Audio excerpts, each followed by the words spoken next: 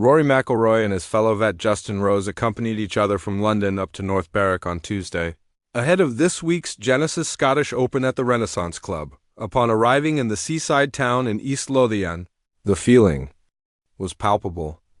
There's a detachment from the sort of week-out grind when you get back over here. When you play PGA Tour golf for that sort of first 25, 30 weeks of the year, said McIlroy, who took the last 2 weeks off to recharge, while also moving he and his family into their new home in Wentworth. Oh, and he also got a haircut.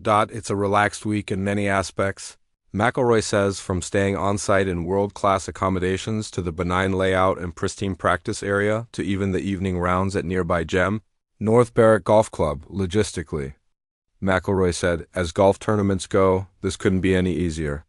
That's not to say, however, that the Scottish is some casual exhibition doubling as an Open Championship. Tune-up. Players will certainly be refining their games ahead of next week's Open at Royal Portrush, but the Scottish, especially since becoming a co-sanctioned tournament between the PGA Tour and DP World Tour 3 years ago, has also become a highly competitive date and one of the best national opens anywhere on the calendar, this week's Scottish, with 8 of the top 10. In the world set to compete, has a field rating of just over 404 points. That's the second strongest non-major field of the year behind only the Players. And it's also stronger than this year's Masters.